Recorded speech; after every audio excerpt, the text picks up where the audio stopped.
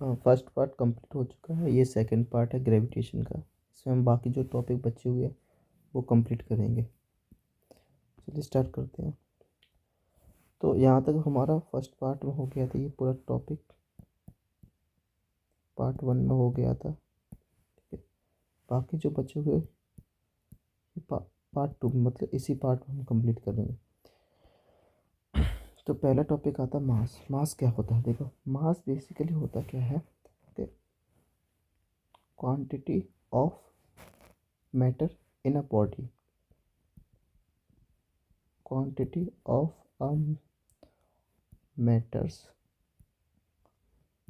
In a body, मतलब किसी भी बॉडी के अंदर, किसी ऑब्जेक्ट के अंदर में कितनी क्वांटिटी में उसके अंदर मैटर्स हैं, तो उसको हम बोलते हैं मास। मास को किससे रिप्रेजेंट करते हैं? मतलब उसकी जो यूनिट होती है वो केजी में होती है, वो केजी में नापते हैं। और वेट क्या होता है? वेट बेसिकली देखो, जब हम अर्थ पे खड़े होते हैं तो अर्थ कितनी फोर्स के साथ हमें अपनी तरफ अट्रैक्ट करता है, ये उसका वेट हो गया। तो अर्थ पर अगर हम खड़े हों किसी जगह, वहाँ पे ग्रेविटी अगर कुछ 9.8 लग रही तो हमारा वेट कुछ और होगा। अगर अर्थ की किसी और जगह चल जाए, पोल्स पे चल जाए, तो वहाँ पे ग्रेविटी फ्लक्चुएट करती थी, कम ज़्यादा हो जाएगी, कम हो जाएगी ग्रेविटी, जिसके कारण क्या होगा, हमारा जो वेट होगा वो कम ज़्यादा होगा। ठीक है, हमारा जो एक्चुअली हम जब वेट वेइंग मशीन पे जब हम वेट चेक करते हैं तो फिक्स आता है। जैसे किसी का 65 है तो 65 बोलता है कि मेरा वेट 65 है। तो बेसिकली वो वेट नहीं होता, वो होता है मास। अपना मास बताते हैं, क्योंकि जो मास होता है वो हमेशा फिक्स होता है। वेट वेट होता है वो वेरी करता रहता है। वो वेरी इसलिए करता है क्योंकि ग्रेविटेशन फोर्स होता है, अलग अलग जगह अलग लगता है। जैसे अगर किसी का वेट, किसी ने बोला वेट मेरा 60 kg है, और वो अर्थ पे चेक किया वेइंग मशीन पे, अब वो मून पे चला गया, मून पे उसने देखा उसका वेट कितना है, 60 kg नहीं आएगा, उसका हो जाएगा कि 1/6 हो जाता है वेट। ये कितना है, 10 kg। तो क्या वो 10 kg का हो जाएगा? नहीं ना। क्या वो अपने आप को 10 kg का बोलेगा? नहीं, वो हमेशा वहाँ पे भी अपने आप को 60 kg का ही बोलेगा कि मेरा वेट है जो 60 kg। वो क्यों बोलेगा? क्योंकि वो वेट नहीं बोला, वो बता रहा है क्या, मास बता रहा है। तो बेसिकली हम जो बताते हैं जनरल लैंग्वेज, वो हम बताते हैं कि हमारा जो मास है वो 60 kg, ना कि वेट। अभी कैसे आता, अगर मान लेते कि वो वेट अपना बताएगा तो वेट कितना आएगा। तो अगर वेट, जैसे फोर्स लगेगा mg, मतलब कोई ऑब्जेक्ट है जिसपे m मास है और ग्रेविटी उसको खींच रही है, तो उसका मान लेते 60 उसने वेट बताया, तो 60 वेट नहीं, क्या है, मास है।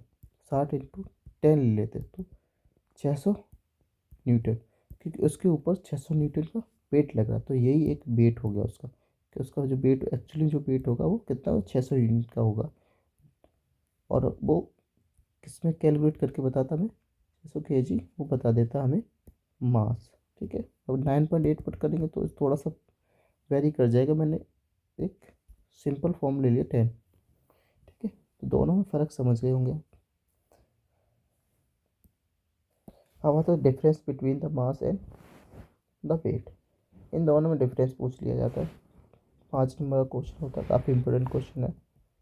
ठीक है, तो मास क्या होता है? Mass of an object can be measure by it's inertia. Inertia के द्वारा हम उसका मास को मेजर कर सकते हैं। वेट, वेट क्या होता है? मास इंटू एक्सीलरेशन, है ना, एम इंटू जी। और यही फॉर्मूला किसका होता है? एफ का होता है। The total quantity of matter, matter कितनी क्वांटिटी, उस वो जो ऑब्जेक्ट है वो कितनी क्वांटिटी मैटर से बना है, उसी को हम कहते हैं मास। तो the total quantity of matter contain in an object या कोई body is called mass of an object. The gravitation force by which earth attract N object is called weight of an object. दोनों में difference याद रखना। ये किसकी वजह से होता है? जी की वजह से होता है, जो उस पर फोर्स लग रहा है। और ये किससे होगा? जो मैटर की क्वांटिटी की वजह से हो रहा है। Mass of an object remain constant. तो जो मास होता है वो हमेशा कांस्टेंट होगा, चाहे वो अर्थ पे हो, मून पे हो, या किसी और प्लेनेट पे हो, हमेशा उसका मास कांस्टेंट रहेगा। ठीक है, वेट की जब हम बात करेंगे, weight of N object is different at the different place, अलग अलग जगह पे उसका डिफरेंस अलग हो जाएगा वेट का। Measurement of mass is done by using a pan और बीम बैलेंस, है ना। पेन और बीम बैलेंस जो होता है ना, बीम को बैलेंस करने वाला, उससे हम मेजर कर सकते हैं मास को। Done by using spring balance, इसको हम स्प्रिंग बैलेंस से करते हैं। इसको गूगल करके चेक, इसकी फिगर देख लेना ताकि याद करने में आसानी हो। Mass does not change even value of G is zero at any place. ठीक है, किसी की वैल्यू जीरो हो जाए तो मास चेंज नहीं होगा, लेकिन अगर वेट में जी की वैल्यू जीरो हो जाए, मतलब कहने का मतलब एम जी है और एम इंटू जी जीरो हो जाए तो जीरो हो जाए, इसका मतलब क्या, उसका वेट जीरो हो जाएगा नहीं ना। तो हम वहाँ पे क्या मास हम बताएंगे, ठीक है। तो किसी ऑब्जेक्ट का मास जीरो हो सकता है, लेकिन सॉरी, किसी ऑब्जेक्ट का वेट जीरो हो जाएगा, लेकिन अगर अगर उसका जो जी की वैल्यू जीरो हो जाए तब, लेकिन अगर जी की वैल्यू जीरो हो जाए तो उसका मास कभी भी चेंज नहीं होगा। ठीक है, दोनों के बीच में डिफरेंस समझ गए होंगे। अब हम यहाँ पे चेक करेंगे कि वेट ऑफ एन ऑब्जेक्ट और मून, मून और अर्थ पे जो भी ऑब्जेक्ट होगा उसका वेट कितना होगा। तो हमने एक लेट कर लेंगे, एक ऑब्जेक्ट ए, कोई ऑब्जेक्ट ले लिया हमने जिसका जो मास है वो स्मॉल एम ले लिया, और अर्थ का जो मास है वो ले लिया कैपिटल एम एम, ठीक है, मून, सॉरी, ई, कैपिटल एम ई। और जो मून का जो मास है कैपिटल एम और एम ले लिया। अब ऐसे ही अर्थ की जो रेडियस होगी आर ई, वो ले लिया हमने, आर ई, ठीक है, रेडियस होगी किसकी, अर्थ की। और आर एम जो होगी वो रेडियस होगी किसकी, मून की। ठीक है, ये सारी चीज़ें ले ली।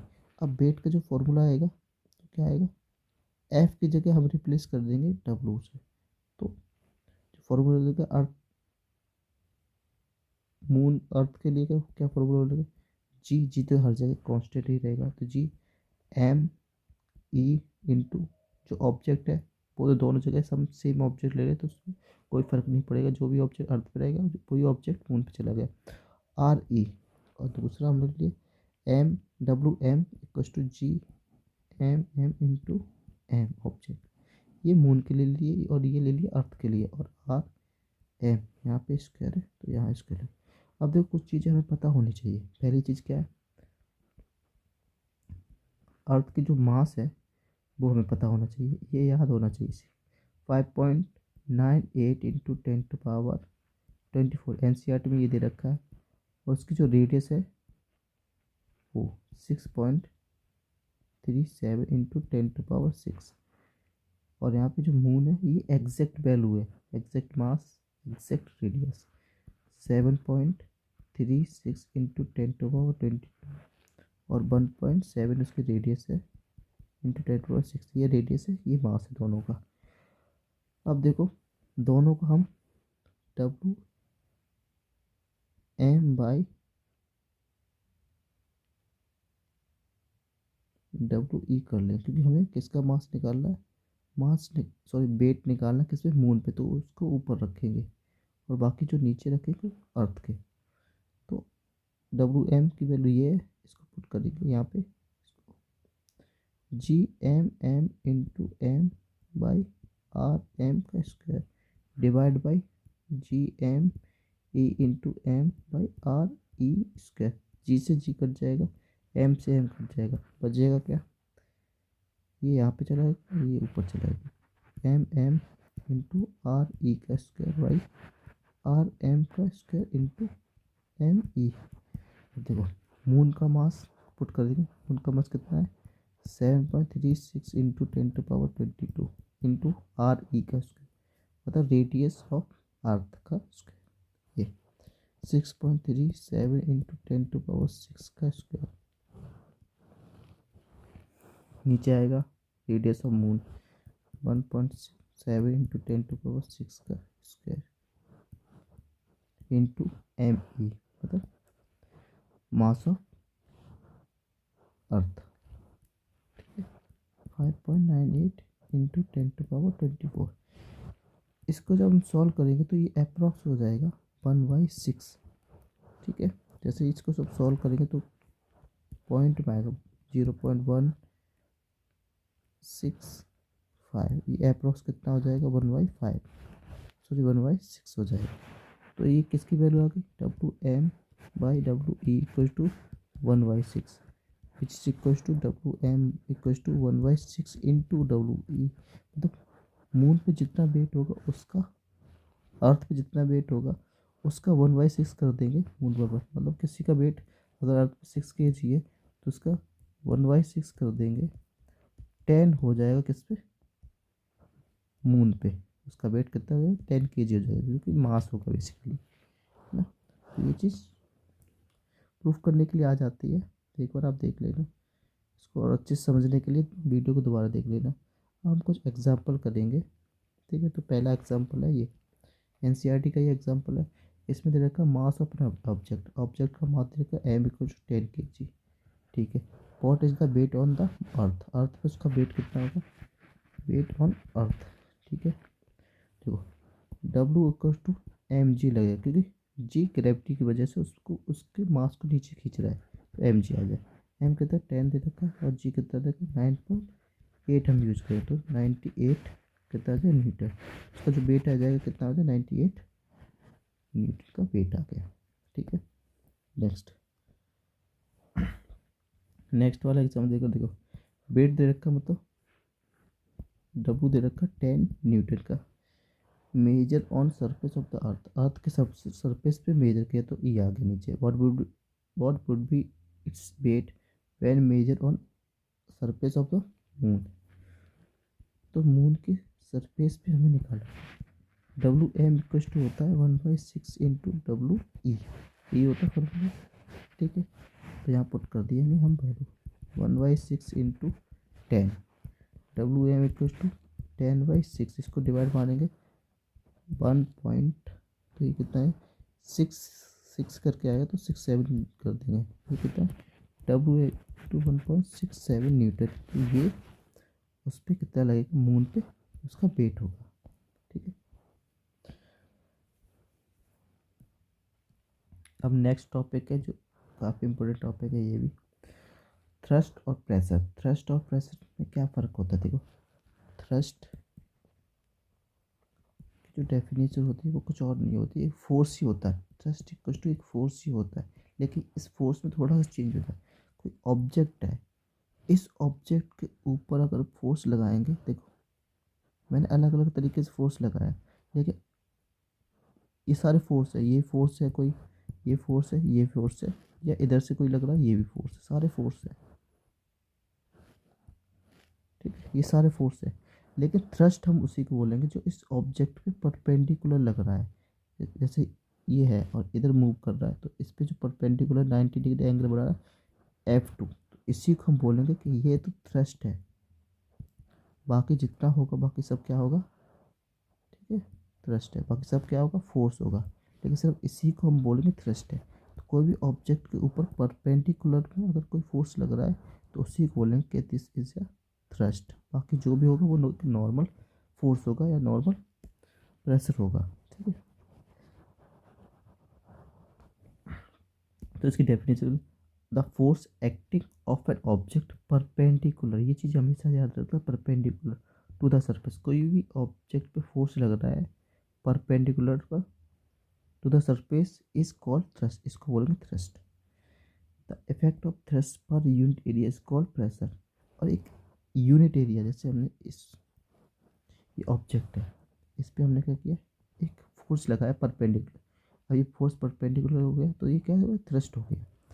अब जितने एरिया पे लग रहा है, इस एरिया एक फिक्स एरिया पे तो लग रहा होगा, है ना, जितने एरिया पे इसका लग रहा है, बाकी चारों तरफ फैल गया होगा, लेकिन उस एरिया इस पर्टिकुलर कुछ एरिया पे लग रहा होगा, उस एरिया को मिला के हम कहते हैं कि एक प्रेशर जनरेट हो रहा है ना। प्रेशर तो उसी एक एरिया पे होगा ना, कि वो सब जगह होगा, सब जगह तो फोर्स की वजह से फैल जाता है, लेकिन प्रेशर उस एरिया पे जनरेट होगा जिस एरिया के आसपास ये थ्रस्ट लग रहा है, ठीक है। तो जब एरिया आ जाता है ना, फोर्स के साथ एरिया आ जाता है, हम उसको बोलते हैं प्रेशर। मतलब कहने का मतलब एक फोर्स लग रहा है एक सर्टेन एरिया के बीच पे, सर्टेन एरिया इस चारों तरफ इस पे फोर्स लग रहा है, इसको बोलेंगे हम प्रेशर, ठीक है। तो प्रेशर का जो फॉर्मूला हो जाएगा वो फोर्स बाई एरिया हो जाएगा। तो प्रेशर हमेशा एरिया पे डिपेंड करता है, जितना एरिया ज़्यादा होगा उस पर प्रेशर कम लगेगा, है ना। अगर मैं एरिया को बढ़ा दूँ तो उस पर प्रेशर कम हो जाएगा, एरिया को छोटा कर दूँ प्रेशर ज़्यादा हो जाएगा, है ना। इसीलिए बलून जो होता है ना, बलून बलून एक कील पे अगर मैं रखूँगा तो फूट जाएगा, लेकिन जब ऐसी बहुत सारी कील लगा दूँ उसके ऊपर बलून रखूँगा तो नहीं है, क्योंकि प्रेशर डिवाइड हो गया, एरिया बढ़ गया तो प्रेशर भी चारों तरफ लग गया, तो प्रेशर एक जगह नहीं है, ठीक है। इसी तरह जो रेगिस्तान डेजर्ट होता है ना, डेजर्ट पे हमारा चलना मुश्किल हो जाता है, लेकिन जो ऊँट कैमल होता है उनका चलना ईजी हो जाता है। क्यों हो जाता है? क्योंकि उनके जो पैर का होता है ना एरिया, वो बड़ा होता है, ठीक है। इसकी वजह से उस पर जो प्रेशर लगता है कम हो जाता है, कम प्रेशर लगता है, जिसकी वजह से वो पैर ज़मीन में नहीं धंसते। अगर हम लोग चलेंगे तो आराम से हमारा ज़मीन में, डेजर्ट में हमारा पैर धंस जाएगा, ठीक है। तो इसके एप्लीकेशन बहुत सारे हैं, बहुत जगह हम इसका यूज़ करते हैं, ठीक है, चलने फिरने में। और भी कई जगह प्रेशर का यूज़ होता है, ठीक है। तो प्रेशर किस पे डिपेंड करता है? एरिया पे होगा।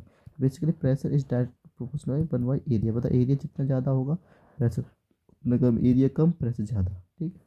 इसी को हम रिप्रेस करते हैं फोर्स को। अगर मैं परपेंडिकुलर फोर्स लगा रहा हूँ तो थ्रस्ट हो जाएगा बाई एरिया, इसको P बराबर हो जाएगा F/A, ठीक है। देखो फोर्स की न्यूटन होती है और एरिया की होती है मीटर स्क्वायर, ठीक है। तो प्रेशर की हो जाएगी न्यूटन पर मीटर, लेकिन इसकी एक और यूनिट होती है जिसको बोलते हैं पास्कल, ठीक है। ये ज़्यादा इंपॉर्टेंट है पास्कल, ठीक है। प्रेशर किस पे डिपेंड होता है? दो फैक्टर पे, एक उस पर जो फोर्स लग रहा है वो, और उस पर कितना एरिया है वो, ठीक है। इन दोनों पे प्रेशर डिपेंड करता है। थ्रस्ट सिर्फ परपेंडिकुलर पे डिपेंड करता है, परपेंडिकुलर जो फोर्स लग रहा है उसी को बोलेंगे थ्रस्ट। तो दोनों में डिफरेंस समझ आ गया होगा, ठीक है। अब बढ़ते एग्जाम्पल की ओर, ठीक है। एग्जाम्पल एक दे रखा है काफ़ी, ठीक है, एग्जाम्पल काफ़ी बड़ा है ये एग्जाम्पल। इसको एक सॉल्व करना और कमेंट में मुझे बताना, ठीक है। होमवर्क में है ये, बहुत इजी है, कुछ नहीं करना। देखो क्या क्या चीज़ें केवल दे रखी हैं। एक 5 kg का, एक 5 kg का बिल्कुल ब्लॉक दे रखा है, ठीक है। उसका डायमेंशन है इतना इतना इतना डायमेंशन है ना।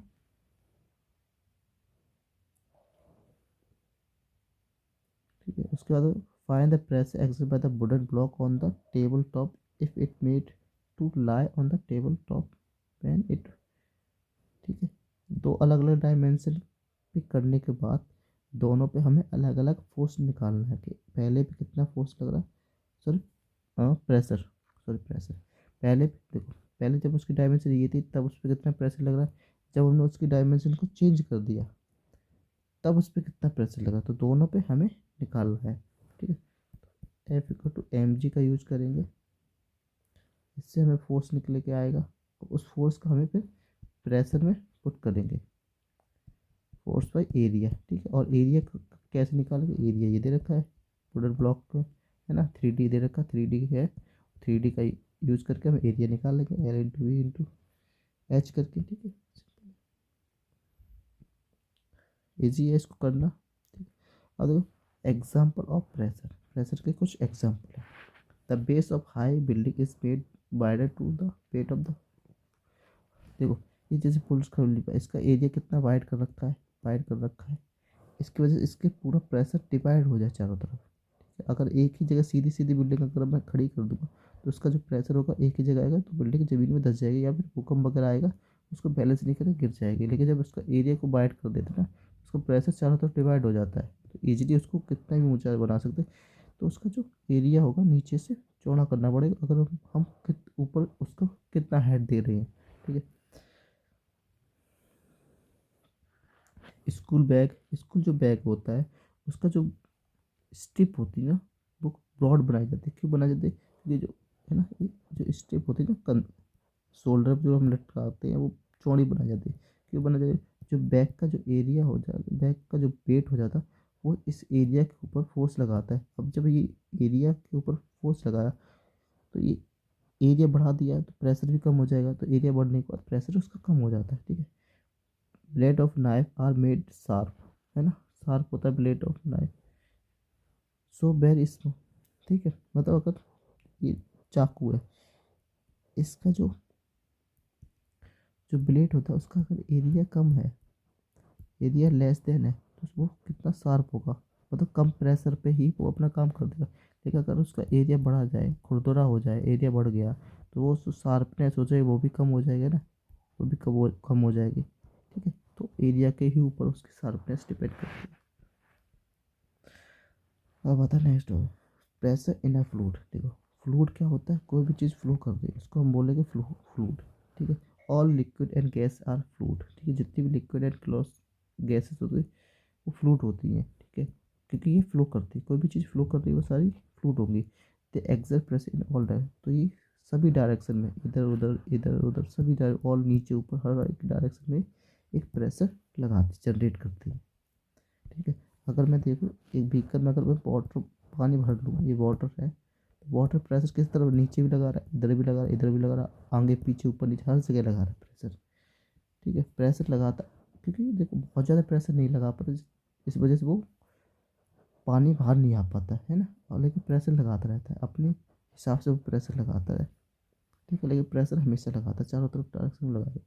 अब आता है बॉयंसी, इसको बोलते हैं बॉयंसी फोर्स या अपवर्ड फोर्स। ठीक है, दोनों नाम से आ जाता है एमसीक्यू में, दोनों नाम एमसीक्यू में कंफ्यूज करने के लिए अपवर्ड फोर्स के नाम से ही दे देते हैं, और डेफिनेशन दे देंगे और पूछेगा कि ये कौन सा फोर्स है, तो या फिर अपवर्ड फोर्स के नाम से होगा या फिर बॉयंसी फोर्स के नाम से होगा। ठीक है, the upward force exerted by a fluid on an object is known as upthrust और बॉयंसी फोर्स। देखो ये हो हमेशा लगता है लिक्विड में। ठीक है, मस मतलब फ्लूइड में ही लगता है, लेकिन हम लिक्विड पे ज़्यादा कंसिडर करते हैं क्योंकि वहाँ पे ईजिली समझ सकते हैं। ठीक है, जैसे ये पानी भरा हुआ है, इसमें अगर हमने कोई ऑब्जेक्ट डाला तो उस पर दबाव डालते हैं, अगर उसके अंदर एयर भरी हुई हो और उसके अंदर नीचे दबाया तो वो ऊपर आ जाता है। ठीक है, ऊपर कैसे आ जाता है, क्योंकि पानी भी अपना एक फोर्स लगाता है। देखो अब ये ऑब्जेक्ट भारी हो गया, हल्का सॉरी हल्का होगा, क्योंकि और इसके अंदर क्या एयर भरी है, जिसकी वजह से क्या होगा, जो बॉयंसी फोर्स होगा वो इसके ऊपर ज़्यादा लगेगा। लेकिन अगर नॉर्मल हम देखा जाए तो उसमें पानी भरा है, ये बाहर नहीं आता, क्यों नहीं आता, ग्रेविटी इस पर ज़्यादा लगती है, इसकी वजह से ये नीचे रहता है, ग्रेविटी कम हो जाएगी, ये अपने आप बाहर निकल आएगा। ठीक है, तो इस वजह से ये नहीं आता, लेकिन चारों तरफ ये फोर्स लगाता रहता है।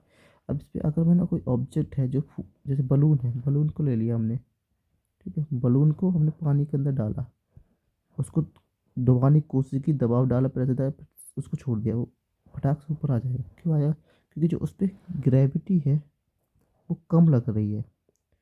ठीक है, ग्रेविटी कम लग रही है और जो बॉयंसी फोर्स है वो ज़्यादा लग रहा है, जिसकी वजह से क्या होगा, जो बलून ऊपर आ जाए।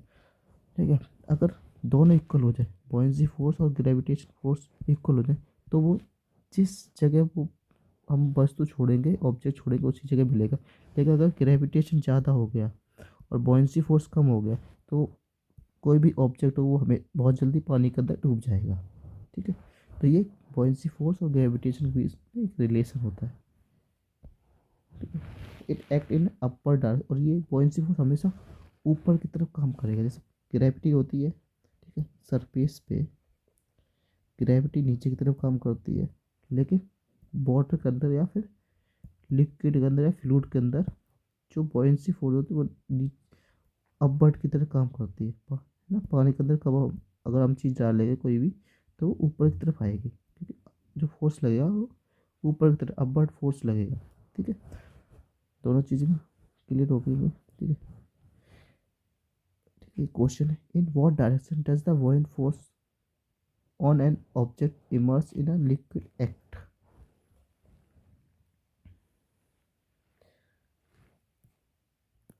ठीक है, तो ये क्वेश्चन ये बेसिकली क्या है, एक डेफिनेशन पूछ रहा है कि इन what direction does the buoyant force of N object immerse in a liquid force, तो किस डायरेक्शन में, डायरेक्शन पूछ रहा है किस डायरेक्शन जो buoyant फोर्स है लिक्विड में एक्ट करता है, तो क्या बोलेंगे, अप अपवर्ड डायरेक्शन। ठीक है, वर्टिकली अपवर्ड डायरेक्शन, मतलब बिल्कुल सीधा स्ट्रेट ऊपर की तरफ काम करेगा पर्टिकुलर। बस यही इसका आंसर है। ठीक है, एक नंबर में या दो नंबर पूछ सकता है। ठीक है, अब आता है डेंसिटी। डेंसिटी क्या है, डेंसिटी का मतलब होता है डेंस, कोई चीज़ कितना डेंस है, मतलब उसका जो पार्टिकल्स है, कितना क्लोज है एक दूसरे के पास। जैसे सॉलिड में जो पार्टिकल होता है बहुत ज़्यादा क्लोज होती है, इनके अंदर बहुत कम गैप होता है, लेकिन गैस में बहुत ज़्यादा हो जाता है, लिक्विड में थोड़ा सा ज़्यादा हो जाता है ना। तो यही पूछ रहे हैं, यही है इसकी definition. Density, density is the measurement of how tightly a material is packed, मतलब कोई मटेरियल कितना टाइटली पैक है ना। बहुत क्लोज होगा तो उसको डेंसिटी उतनी ज़्यादा होगी।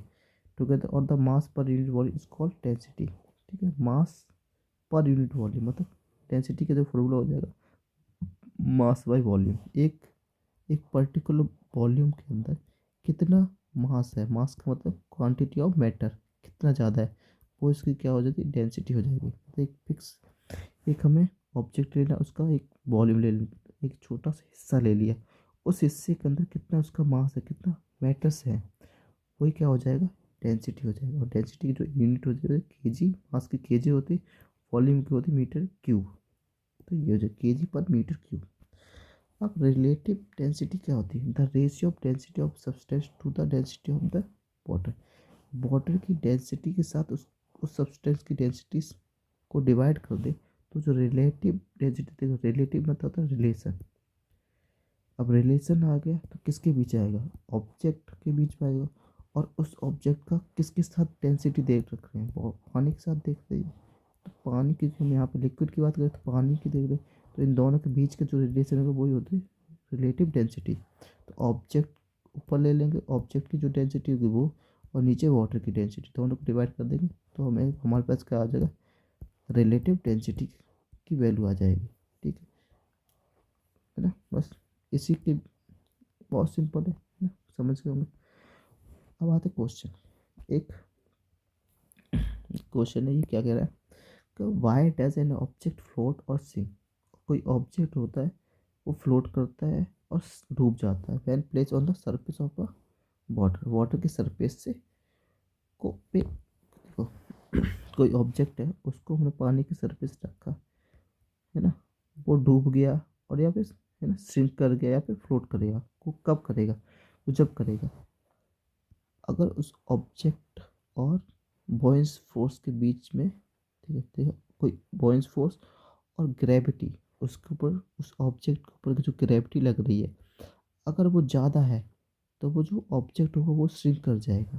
ठीक है, अगर बॉयंट फोर्स और ग्रेविटी की में बॉयंट फोर्स ज़्यादा है तो जो बॉयंट फोर्स होगा वो ज़्यादा ऊपर तरफ उसको फोर्स करेगा, तो जो होगा वो फ्लोट करेगा। ठीक है, तो यहाँ पे श्रिंक हो जाएगा, यहाँ फ्लोट करेगा। ठीक है, तो यही होगा when a force, gravity force attacked on the of the earth on a surface of object is less than, कम हो जाए, force exert by fluid on the surface of a object, the object is float. यहाँ पे क्या points force ज़्यादा हो गया तो नीचे से ऊपर की तरफ ज़्यादा फोर्स लग रहा है, जिसकी वजह से वो ऑब्जेक्ट क्या होगा, कोई भी बोट हो गई या ऑब्जेक्ट हो गया, वो फ्लोट करता रहेगा। अगर ग्रेविटी ज़्यादा होगी, ग्रेविटेशनल फोर्स ज़्यादा हो गया बॉइंट फोर्स से, तो जो ऑब्जेक्ट होगा वो क्या हो जाएगा, श्रिंक हो जाएगा, डूब जाएगा, है ना। तो ये चीज़ समझ गए, ये पूछता है, ये बहुत इंपॉर्टेंट क्वेश्चन है, आता ही आता है एग्जाम में। अब एक क्वेश्चन दे रखा है कि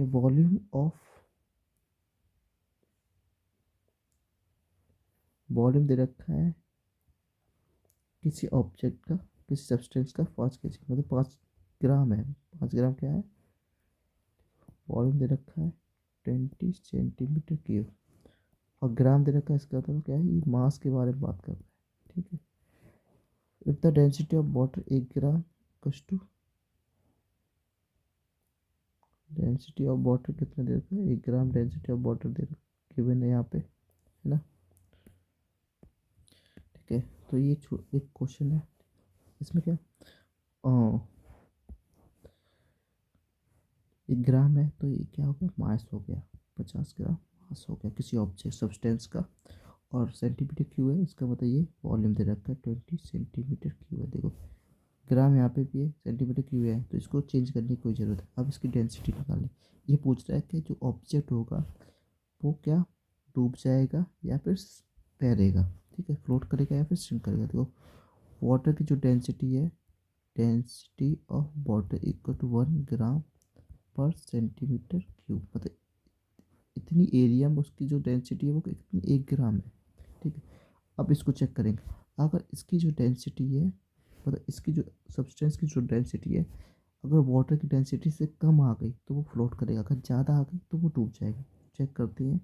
डेंसिटी का फॉर्मूला होता है मास बाय वॉल्यूम। ठीक है, तो ये मास कितना है, मास 50/20। ठीक है, 0.05/2, 2.5 ग्राम पर सेंटीमीटर क्यूब। ठीक है, ये आ गया 2.5 से, ये आ गया। ये ग्रेटर देन किससे, 1 ग्राम, मतलब वाटर की जो डेंसिटी है उससे ज़्यादा। तो ये क्या क्या हो जाएगा, ये श्रिंक कर जाएगा। ठीक है, सब ऑब्जेक्ट को वो श्रिंक हो जाएगा ईजिली। ठीक, तो अब आता है last and important topic, Archimedes principle. According to Archimedes principle, when a body is immerse, मतलब पूरी तरह से डुबा दी जाती है, फुल या पार्सली, मतलब किसी भी टैंक में किसी भी बॉडी को पूरी तरह से आधी डुबा दी जाती है इन फ्लूइड, इट एक्सपीरियंस, वो एक्सपीरियंस करते हैं अपवर्ड फोर्स, ऊपर की तरफ एक लगने वाला फोर्स को एक्सपीरियंस करती है वो body, that is equal to the weight of fluid displaced by it. उतना ही, कोई ऑब्जेक्ट है उसको पानी में डुबा दिया, वो एक्सपीरियंस करती है फोर्स, ऊपर की तरफ एक फोर्स होती है जो इक्वल होगा to the weight of the fluid, जो उस ऑब्जेक्ट के द्वारा डिस्प्लेस किया गया है। मतलब मान लेते जैसे यहाँ पे एक एक्टिविटी दे रखी है, इस ऑब्जेक्ट का वेट कितना है, मान लेते हैं 10 ग्राम है। ठीक है ना, मान लेते 10 ग्राम है, 50 ग्राम मान लेते, ठीक है। इसको जब हम इसमें डालेंगे तो इस पर एक अपवर्ड फोर्स लगेगा, ये उतना ही पानी का अपवर्ड फोर्स को फील करेगा जिसका जितना इसने, जितना अपने ही वेट का इसने डिस्प्लेस किया है। इसी को बोलते हैं हम आर्किमिडीज प्रिंसिपल। तो आर्किमिडीज प्रिंसिपल की ही वजह से कोई भी चीज़ तैरेगी या डूबेगी वो डिसाइड करते हैं। अगर वो तैरेगी तो अपनी बॉडी का जितना भी उसकी बॉडी का वेट है उतना ही वो अगर वाटर को डिस्प्लेस कर दे, ठीक है, तो वो फ्लोट करते रहेगा। अगर वो अपनी बॉडी के वेट का डिस्प्लेस ना कर पाए तो वो श्रिंक कर जाएगी। ठीक है, इसीलिए जो शिप या बोट होती है वो सरफेस पे फ्लोट करती रहती है ईजिली। ठीक, तो यही पानी की जब भी हम कोई बात करेंगे, जैसे कोई चीज़ तैरेगी या डूबेगी, वो इसी प्रिंसिपल पे फोकस करेगी। आर्किमिडीज प्रिंसिपल के ही बेसिस पे बोट या शिप बनाई जाती है।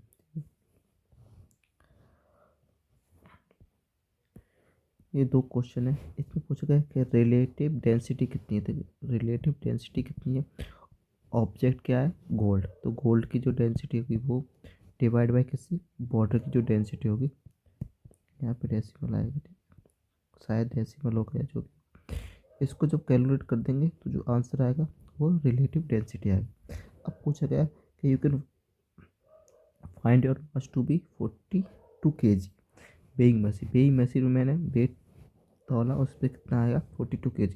इज योर मास मोर और लेस देन, तो तुम्हारा जो मास होगा वो कम होगा या इससे ज़्यादा होगा, 42 से ज़्यादा होगा या फिर कम होगा, ये हमें बताना है। ठीक है, तो बेसिकली जब हम वेट मशीन में अपना वेट तोड़ लेंगे तो हमारी बॉडी पे भी एक वॉयंस फोर्स लगता है जो हमें ऊपर की तरफ उठाता रहता है। लेकिन जब एक्चुअली हम अपना वेट तोड़ लेंगे तो इससे ज़्यादा ही आएगा। ठीक है, तो हमारा जो ट्रू वेट होगा वो मोर देन 42 kg आएगा, क्योंकि हमारे बॉडी के ऊपर भी थोड़ा बहुत वॉयंसी फोर्स लगता है जो ऊपर की तरफ लगता है। इसकी वजह से ग्रेविटी हमारे ऊपर प्रॉपर तरीके से काम नहीं कर पाती है। तो हमारा जो एक्चुअली वेट होगा, ट्रू वेट होगा, वो 42 kg से ज़्यादा होगा। इसमें भी सेम चीज़ होगी। जो कॉटन का बैग है, कॉटन का जो बैग है उसका जो वो ज़्यादा हैवियर होगा आयरन के पार से। ठीक है, क्योंकि आयरन का जो कॉटन का बैग होगा उसमें क्या होता है,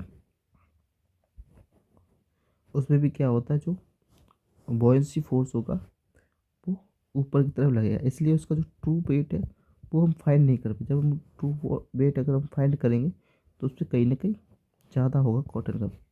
ठीक है, तो ये दोनों क्वेश्चन क्लियर होंगे, पूरा टॉपिक क्लियर होगा। अगर नहीं क्लियर तो दोबारा दोनों पार्ट फिर से देखिए, फिर भी कोई डाउट हो तो कमेंट कीजिए। Thank you. ये चैप्टर कंप्लीट होता है। नेक्स्ट चैप्टर हम पढ़ेंगे